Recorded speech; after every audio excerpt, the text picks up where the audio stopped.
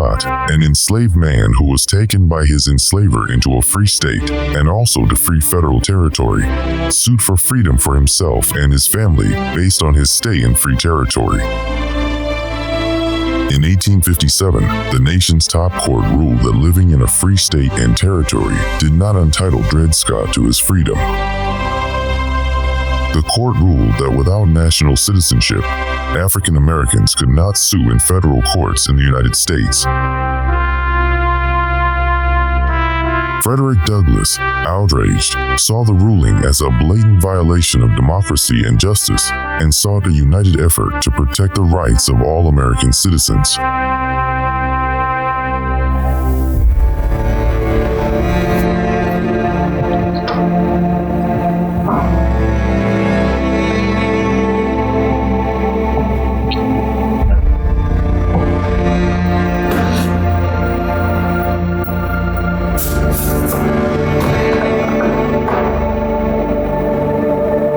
Mr. Chairman, friends, and fellow citizens, while 4 million of our fellow countrymen are in chains, while men, women, and children are bought and sold on the auction block with horses, sheep, and swine, while the remorseless slave whip draws the warm blood of our common humanity, it is meet we assemble as we have today and lift up our hearts and voices in earnest denunciation of this vile and shocking abomination. You remember it was settled 36 years ago when Missouri was admitted into the Union and slavery prohibited in all territories north of 36 degrees of north latitude.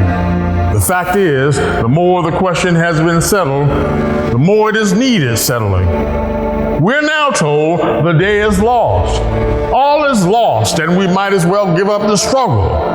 The highest authority has spoken. Well, I have no fear of the national conscience. The Supreme Court of the United States is not the only power in the world. It is very great, but the Supreme Court of the Almighty is greater. Judge Taney can do many things, but he cannot perform impossibilities.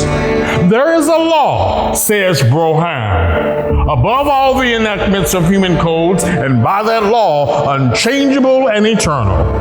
Man cannot hold property in man. To decide against that right in the person of Dred Scott is to decide against God. It is an open rebellion against God's government.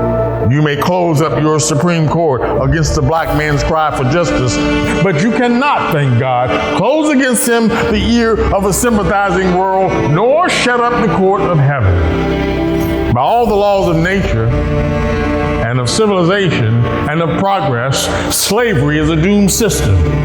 Not all the skill of politicians north and south, not all the sophistries of judges, not all the fulminations of a corrupt press, not all the hypocritical prayers or hypocritical refusals to pray of a hollow-hearted priesthood can save this vile thing from extermination. Nowhere in the Constitution is there a single mention of the term slave, slave master, slave holder, or slave state.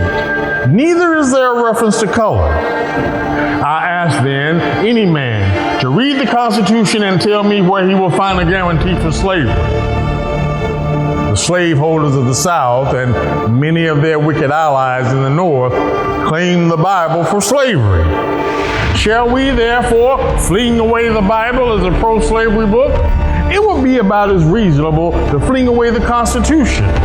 The Constitution knows all the human inhabitants of this country as the people. So in conclusion, let me say, all I ask of the American people is they live up to the Constitution, adopt its principles, abide in its spirit, and enforce its provisions. When this is done, the wounds of my bleeding people will be healed. The chain will no longer rest on their ankles. Their backs will not be torn by the bloody lash. And liberty, the glorious birthright of our common humanity, will become the inheritance of this highly favored country.